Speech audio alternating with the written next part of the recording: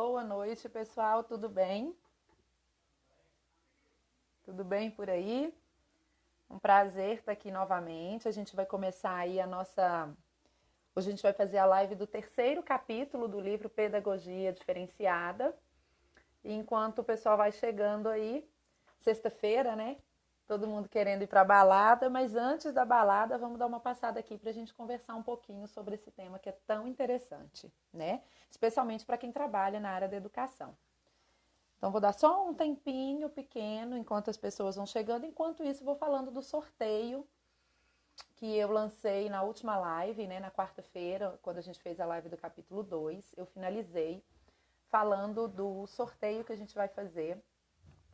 Sorteando na semana que vem, eu abro as inscrições da minha da minha segunda turma do ano, da mentoria Ciência Pedagógica, que é uma mentoria direcionada para professores, especialmente, né, para profissionais da educação, estando em sala de aula ou não.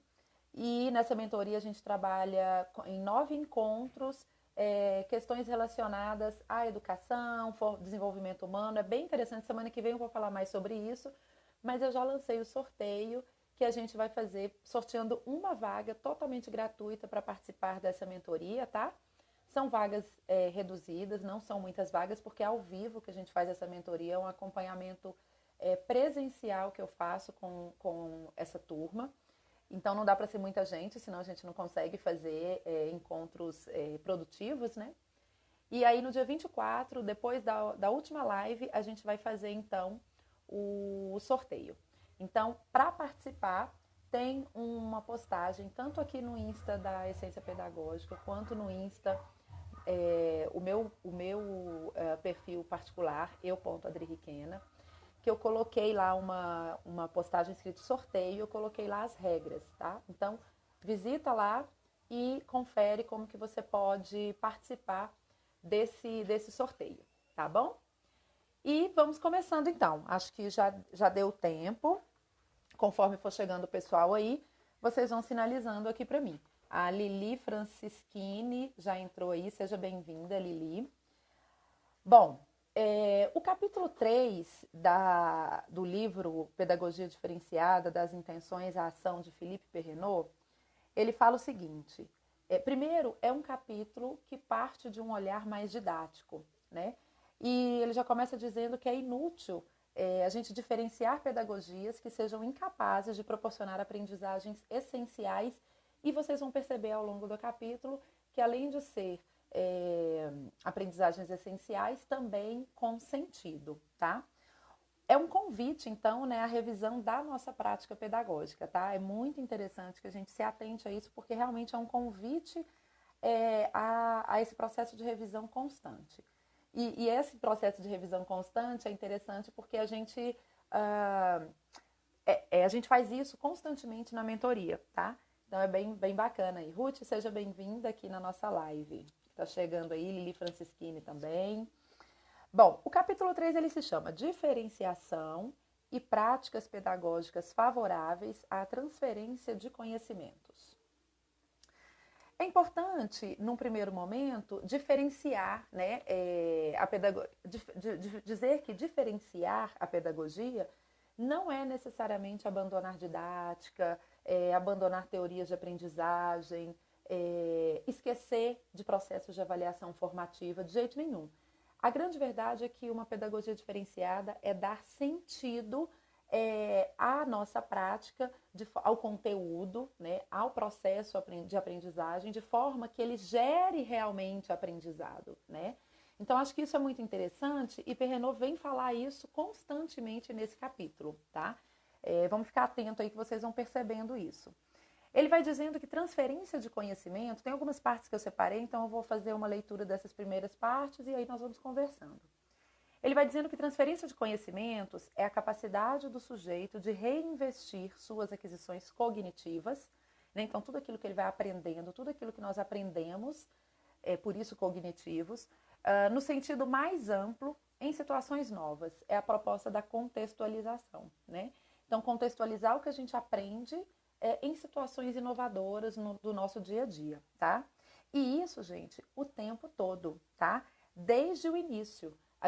Ele vem falando que a gente não precisa aqui aprender primeiro para depois praticar, tá? Inclusive, a gente até colocou, às vezes a gente se questiona, né? Mas não é necessário primeiro aprender de fato para depois, então, a gente fazer esse aprendizado na prática? Olha só o que ele diz aqui, ó. O melhor a ser dito é que não se deve esperar dominar um saber para perguntar-se o que se poderia fazer com ele, tá? A ideia é, enquanto a gente vai aprendendo, a gente já vai colocando na prática. E é isso que nós temos que proporcionar aos nossos alunos. Por isso, o convite à avaliação constante da nossa prática. Talvez você esteja perguntando, mas essa, quantidade de analfabetos funcionais que se produziu especialmente depois da... eu estou dizendo especialmente porque é uma fala recorrente, tá? Mas é fato que os analfabetos funcionais, eles vêm de outros carnavais, né? Não é da agora do ciclo. Mas depois do ciclo, depois do início do ciclo, da divisão do ensino fundamental em ciclos e não em séries, né? Ciclos de aprendizagem, sabemos que se produziu sim uma quantidade enorme de analfabetos funcionais, né? Nós temos uma realidade onde crianças que estão já no 6º ano, 7º ano, 5º ano, às vezes chegam a esse ano escolar sem um conhecimento sólido de leitura, né? De leitura e de escrita, de leitura com sentido, né? E isso é um tipo de analfabeto funcional. E talvez você me pergunte isso. Ele diz o seguinte, que o sentido ele é construído a partir da vivência. Então não adianta a gente ter um breve contato com o saber apenas. A gente precisa ter um contato muito íntimo com esse saber. E a gente precisa, o tempo todo, praticar esse saber para que então a gente ganhe o quê? Sentido, para que a gente consiga construir sentido nesse saber, tá? A gente precisa vivenciar esse saber diariamente. E aqui, por isso que é importante, por exemplo, o nosso exemplo para as crianças em formação, né? Quando eu falo nosso como pais, como responsáveis, mas também como educadores, como profissionais de educação. Então, quando a gente fala de leitura, por exemplo, não dá para a gente querer que a nossa criança se transforme num leitor se a gente não tem contato e não demonstra esse contato íntimo com o livro, tá? Se a nossa leitura se resume apenas à parte de esporte ou horóscopo lá do jornal, né? Então é extremamente importante para que a gente construa sentido para o processo de aprendizado da criança, do adolescente, da pessoa como um todo, ele vivenciar essa pessoa, o aprendiz vivenciar isso diariamente, e se é criança, se tem uma relação de projeção, né, do que vai ser no adulto, é importante que esse adulto esteja a par da sua função nesse processo. Porque senão não vai se produzir sentido e, portanto, não vai se produzir aprendizado de fato, tá? Mas e aí, gente? Sendo assim, como que a gente pode identificar práticas pedagógicas que favoreçam a transferência dos conhecimentos? Porque ele vai falar de transferência, né, como um reinvestimento das aquisições aqui. Bom, ele traz aqui algumas questões onde ele diz que não é simples identificar essas práticas, tá? A própria noção de transferência está longe de ser clara, tá? E sua pertinência, né, até onde é válido isso, é contestada por alguns, aceita por outros, sendo definida de diversas maneiras. Uma outra questão que ele aponta também sobre essa questão, sobre essa pergunta, né, de como é que a gente vai identificar práticas que favoreçam a transferência, é que a própria ideia de que se pode preparar quem quer que seja a transferência não é unânime. Daqui a pouco a gente vai dizer, ele vem dizendo o que é transferência, talvez eu estou falando transferência aqui e não tenha ficado claro. O que é transferência? O que ele chama de transferência? Transferência é definida como a capacidade de um sujeito para reinvestir suas aquisições cognitivas no sentido mais amplo em situações novas. Lembra lá do início, quando a gente disse sobre transferência? Que ele vai chamar de transferência a capacidade da gente pegar o que nós aprendemos e vivenciar de forma a colocar no nosso dia a dia, contextualizando com as coisas que acontecem no nosso dia a dia, né? Então não é um conhecimento longe da nossa realidade, que a gente chama de descontextualizado, tá? E ele traz dois exemplos, dois tipos de transferência. Pode ter aquela transferência que ele chama de banal, que é uma transferência quase que automática, né? Diz respeito apenas àqueles mecanismos mais elementares de assimilação. Então é muito assim, você aprende no automático. Mas ele traz também a ideia da transferência problemática. Essa sim, exige um esforço, exige um trabalho cognitivo, porque esse tipo de transferência mobiliza aquisições, fala dele, fala do Perrenot, mobiliza aquisições construídas em situações nitidamente diferentes daquelas em que a pessoa se encontra, né? Então, é um processo cognitivo muito mais profundo, muito mais denso, esse tipo de transferência. E é esse tipo de transferência que a gente deve buscar. Devemos esquecer o outro? Não, de forma alguma, porque todo processo ele é importante. Mas o desenvolver da aprendizagem, ele se dá muito nesse processo, nessa transferência mais profunda, que ele chama de transferência problemática, tá?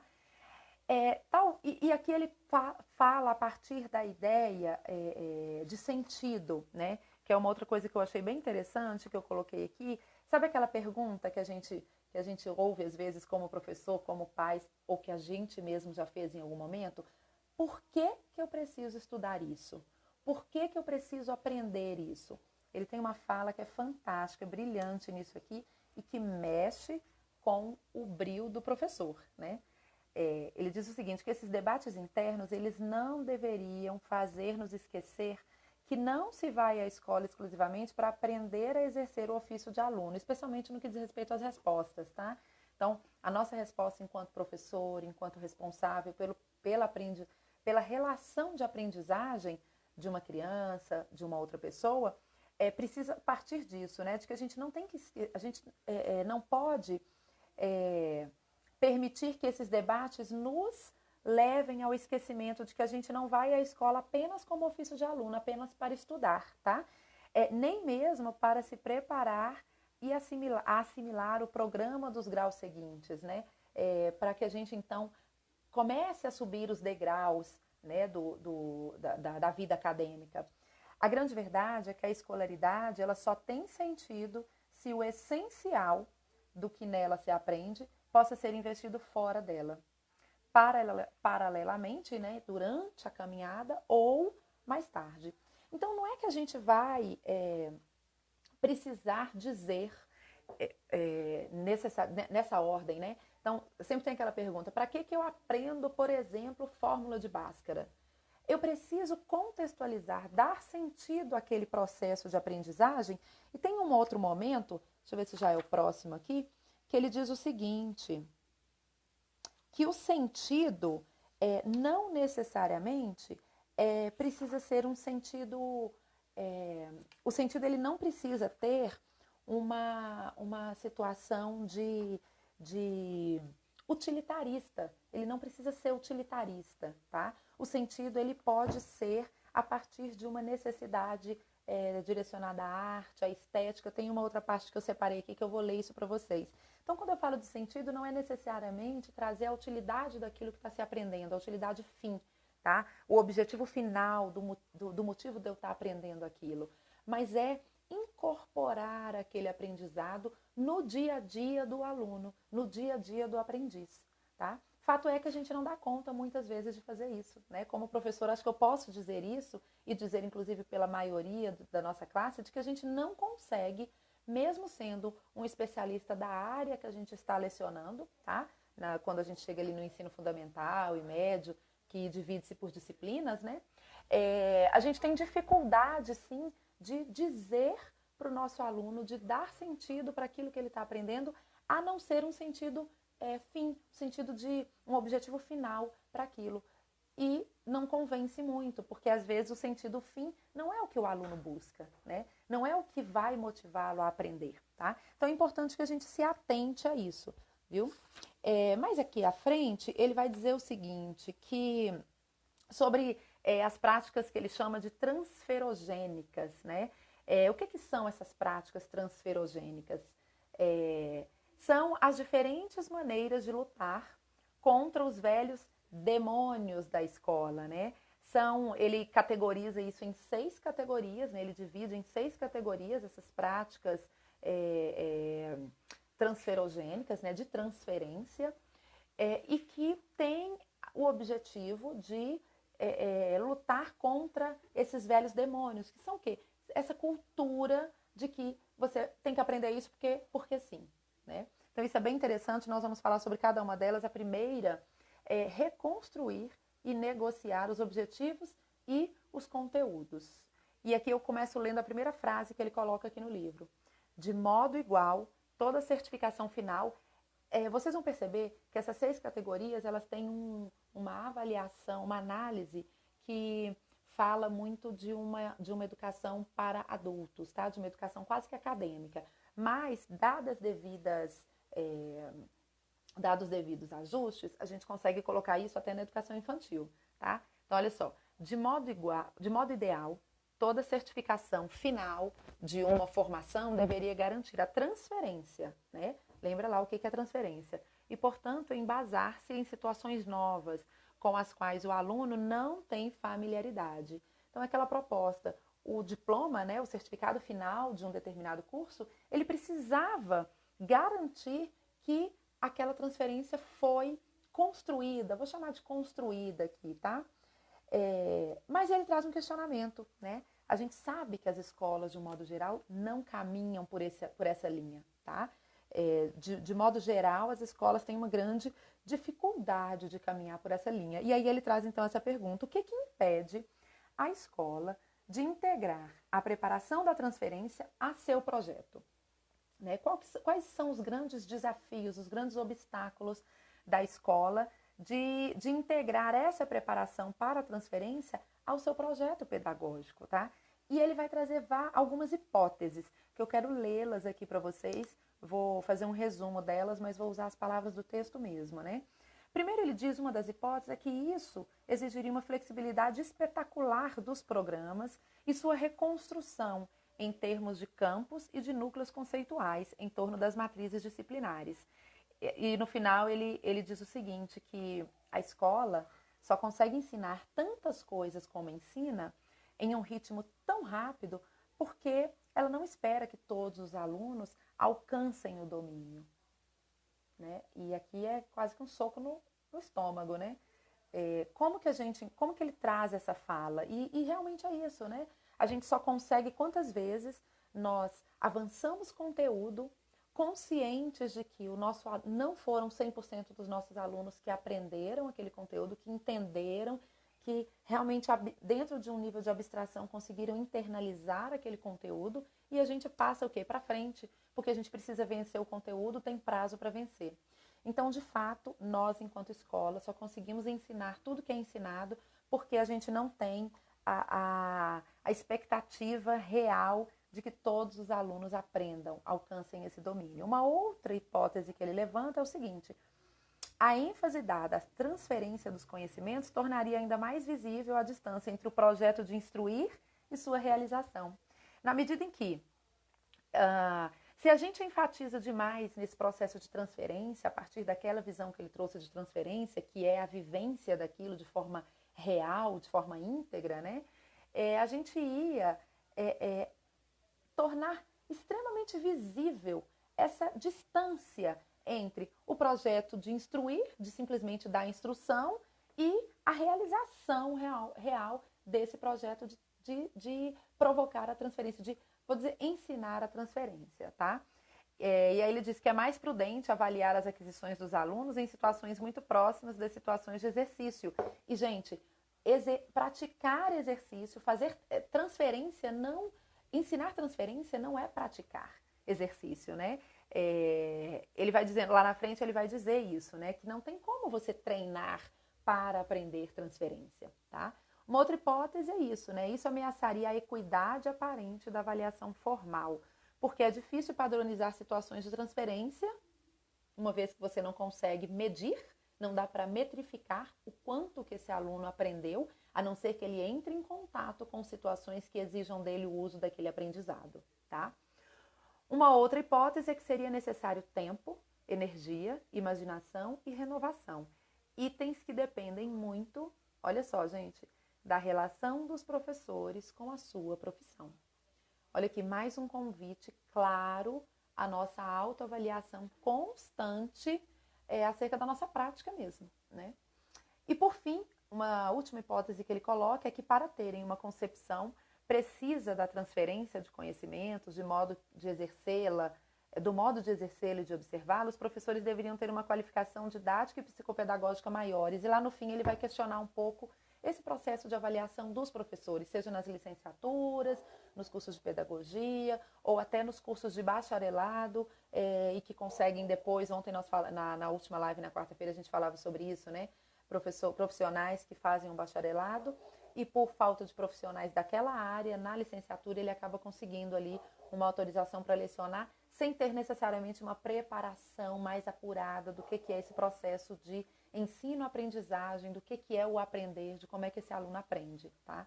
Então é interessante a gente colocar porque essa hipótese dele é uma hipótese que a gente já conversou em outro momento, né?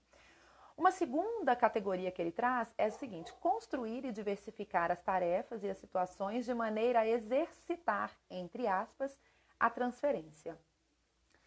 A grande questão é, gente, que transferência não se exercita, porque para você exercitar, você precisa construir, vou chamar de casos direcionados, você precisa direcionar essa prática. Quando você direciona uma prática, nós corremos o risco de quê? Criar situações estereotipadas, né? E se a gente sabe, se a gente consegue compreender que a transferência, a gente consegue entender que nós estamos aptos, né? Que nós entendemos o que é o processo de transferência quando a gente se confronta, é confrontado com uma situação onde a gente precisa usar um conhecimento prévio, não tem como você criar uma situação. Porque tudo que você cria fica estereotipado. Você cria a partir do mundo imaginário ou daquilo que você vivenciou, que não necessariamente é a forma como o outro vai vivenciar. Então, vocês entendem que é difícil de exercitar essa transferência? E aí ele vai dizendo que não há realmente transferência, a não ser quando se consegue sair bem em uma situação desconhecida, que constitui uma estreia, né? Algo novo, pelo menos para o aprendiz, uma surpresa, um problema o quê? Inédito. Então, como é que você vai se preparar para um problema inédito? Tá? Lá na frente ele vai trazer algumas dicas, mas de um modo geral é muito difícil de você se preparar, tá? Pode-se, né? Vai perguntando, pode-se, no entanto, aprender a transferência? Talvez sim, né? Talvez sim, mas basicamente você aprende, segundo o Perrenot, 3 coisas que parecem solidárias a esse processo de transferência, que são o seguinte: você aprende a controlar as angústias, né? Que é o primeiro sentimento que nos desencoraja. Então, quando a gente se angustia, a gente se questiona, a gente diz, será que eu dou conta? Será que eu sou capaz? Será que eu vou conseguir? Parece que isso é muito difícil, né? A gente adquire, não só na prática, mas também por meio de um ensino explícito de ordem metacognitiva, estratégias que são gerais de resolução de problemas. Então, conforme a gente pratica, a gente vai aprendendo cada vez mais a lidar com problemas e a buscar soluções. E, por fim, ampliam-se os nossos conhecimentos, as competências e os esquemas por meio desses mecanismos que Piaget vai chamar de diferenciação, coordenação e generalização, de modo que a gente se estabiliza os recursos cognitivos de mais alto nível. Então, os nossos recursos cognitivos de alto nível, né, de alto escalão, eles vão se estabilizando, tá? De forma que a gente consegue ampliar, ter os nossos conhecimentos ampliados, ok? Por fim, ele termina esse segundo, essa segunda categoria dizendo que transferir, olha só, gente, é sair do quadro e assumir riscos, né? E aí eu paro aqui para fazer uma pausa, eu faço uma pausa para te fazer uma pergunta, né? Quantas vezes você pensa a sua aula fora do quadro, né? Que horas que você sai do seu lugar de comodismo, do seu lugar de conforto, da sua zona de conforto, para possibilitar ao seu aluno possíveis momentos de aprendizado real, com sentido, onde ele vai conseguir realmente alcançar esse nível de transferência que Perrenot nos coloca aqui. Acho que vale aqui essa reflexão. Uma terceira categoria que ele coloca é que adotar e induzir nos aprendizes uma relação construtivista e não deferente dos saberes, né? Uma relação não mágica dos saberes, né? Você não aprende por mágica, você não aprende porque Deus apenas iluminou sua cabeça e você conseguiu aprender. Você aprende porque você vivenciou, você construiu. E aqui tem um parágrafo, uma frase, na verdade, um pouco mais ampliada que vale a pena a leitura.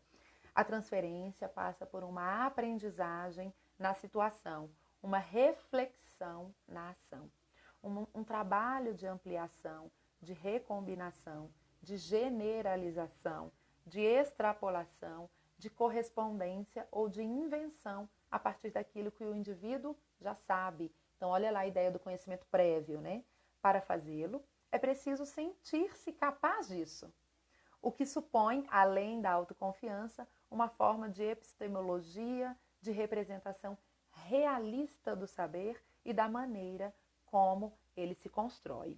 É bem interessante essa parte, porque essas duas frases, porque ele vai trazendo aqui a necessidade de nós, enquanto educadores, possibilitarmos momentos de reflexão na ação, de prática reflexiva, né? E não apenas teoria, e não apenas cópia, e não apenas quadro e giz, né? Porque temos, sim, muitos profissionais que são muito competentes, que têm um conhecimento muito grande, mas que têm uma dificuldade muito grande de transportar esse conhecimento para um lugar de sentido, para que então o seu aluno consiga o quê? Construir. Lembra que a gente falou na live anterior sobre, eu trouxe até um exemplo de profissionais que eu já tive contato, que se orgulhavam de dizer que metade da sua turma no final do ano era reprovada e que isso dizia que ele era um bom professor. Então a gente precisa rever essas questões, né? Uma quarta categoria que ele coloca daqueles para obtenção, né, daquelas práticas que ele chama de transferogênicas, é o seguinte: abrir espaço para a história e para o projeto pessoal do aluno. Para transferir, gente, é necessário unir a sabedoria e a experiência, tá? E aqui é muito interessante essa parada para uma reflexão. Quando a gente fala de abrir espaço para a história e para o projeto pessoal do aluno, não é de forma superficial, em hipótese alguma. É de forma real, de forma válida, de forma a colocar o aluno protagonista, né? Possibilitar o lugar de protagonista para aquele aluno, para aquela história, tá? Ele vai dizendo aqui que o seguinte, sabe aquela resposta que a gente dá? Lembra aquela pergunta que a gente fez lá atrás? Que a gente diz o seguinte para a resposta, aquela pergunta que o aluno faz: para que eu tenho que aprender isso? E o que a gente responde? Quando você for maior, quando você crescer, em algum momento no futuro, você vai perceber que o que está aprendendo agora vai ser indispensável para a sua vida. Esse tipo de resposta não convence. Esse tipo de resposta não é mais interessante, não funciona. É urgente aproximar o que se aprende, tá? E a forma como se aprende da vida real. Isso é dar sentido, tá? Lembra que eu falava que o sentido não necessariamente tem a ver aqui, ó, tá? No próximo item, na próxima categoria vai falar disso. Que o sentido não é necessariamente utilitarista. Ele pode ter relação com outras questões. Você pode até estar dizendo, Adriana, mas isso a gente faz, né? Essa aproximação que você falava, do que o aluno aprende com a vida real, a gente faz. Olha, até fazemos, mas de forma muito superficial, né? São falas, a gente usa algumas pequenas falas no nosso dia a dia, né?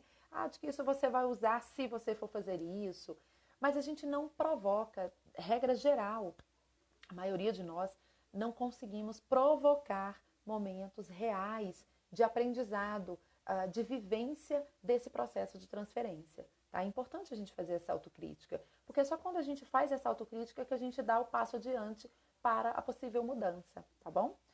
A quinta categoria é trabalhar o sentido, olha aqui falando do sentido, o sentido dos objetos, dos saberes e das atividades. E aí ele começa dizendo que para aprender jamais é supérfluo compreender o sentido daquilo que se aprende. Então, em hipótese alguma, parar um pouco o conteúdo para construir esse sentido com os seus alunos, isso não é perda de tempo, isso não é supérfluo. E o sentido não é necessariamente utilitarista. Ele pode dizer respeito à estética, à ética, ao desejo filosófico de compreender o mundo ou de partilhar uma cultura, por exemplo. Então, não necessariamente precisamos dar um objetivo fim para aquilo que estamos ensinando ou aprendendo.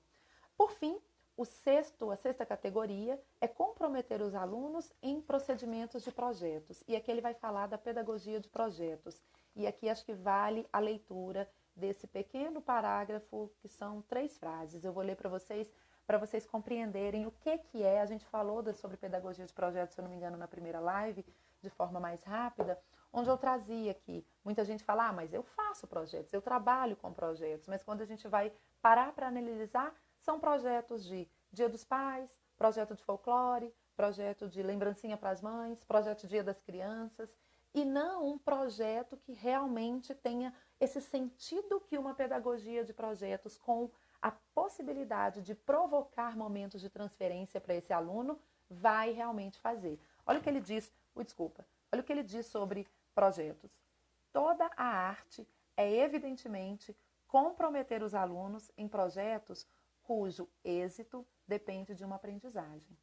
O engajamento em um projeto de médio ou longo alcance oferece uma oportunidade de aprender a planejar, a negociar, a cooperar, a realizar e, ao mesmo tempo, um quadro integrador a atividades mais limitadas que, tomadas de forma isolada, seriam recebidas como exercícios sem grande interesse. Em resumo, escolares, né? Escrever, por exemplo, ele traz até um exemplo de que tipo de atividade poderia ser essa. Escrever uma verdadeira carta para obter fundos, por exemplo, ou para obter uma autorização, não equivale a escrever uma carta fictícia para exercitar-se na forma, na forma epistolar que ele usa aqui, mas se a gente for trabalhar formas textuais, né? Então não equivale. Praticar atividade no faz de conta não equivale em nenhum momento a exercer realmente aquela tarefa.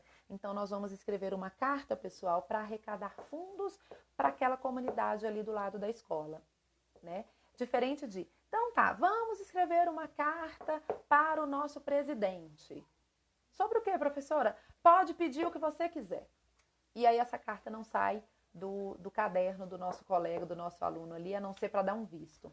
Então, é interessante quando a gente fala de pedagogia de projetos, nos questionar, será que eu estou realmente usando os projetos, né, os projetos que eu me proponho como processos de vivência, de aprendizado, de transferência? Ou será que eu só estou falando que são projetos, mas que se encerram em uma lembrancinha que a gente vai mandar para casa no final? Então, vale a pena essa reflexão, tá?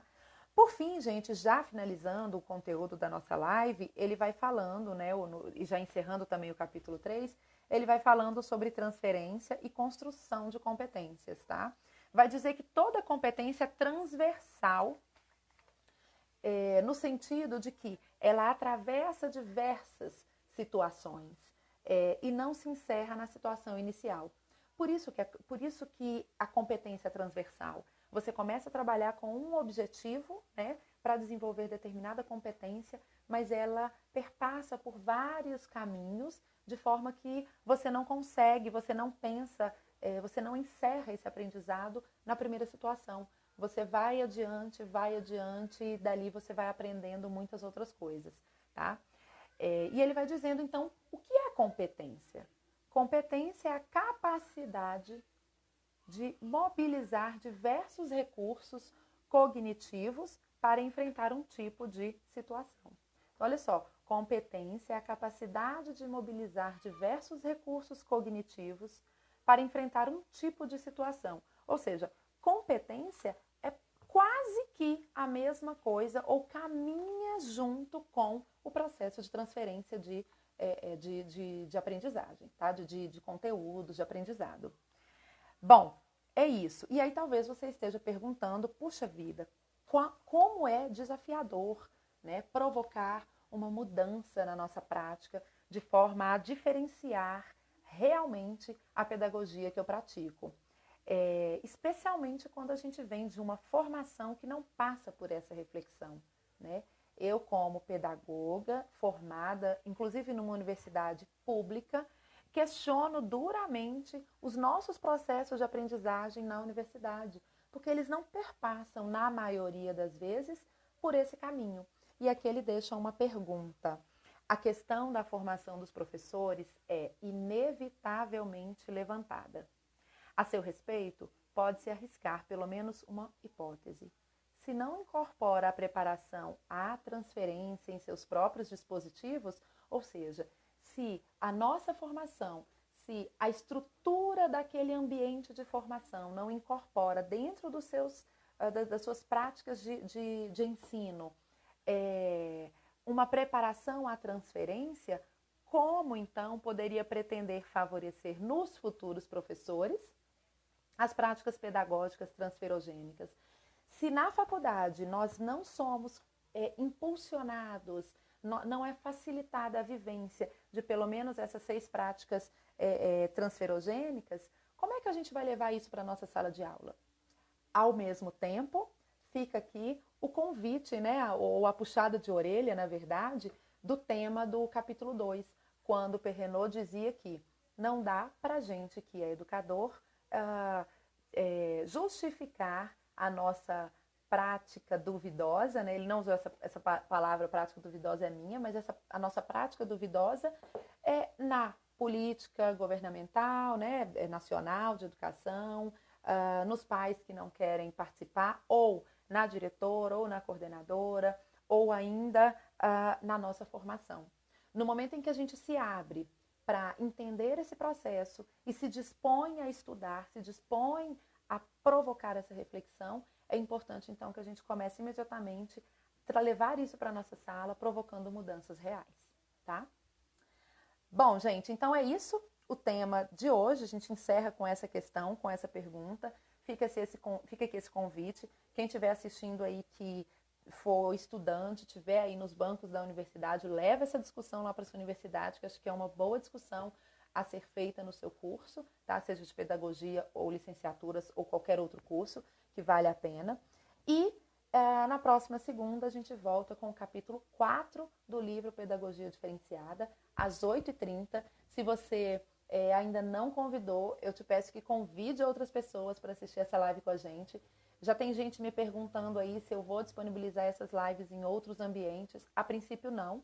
A princípio, eu estou fazendo essa live aqui, fica no ar por 24 horas e depois sai do ar. Tenho todas elas guardadas, mas ainda não me decidi se eu vou usar em outros ambientes virtuais ou se eu vou guardar apenas para os alunos do meu curso, né, para que eles tenham acesso vitalício. Estamos analisando ainda, tá bom?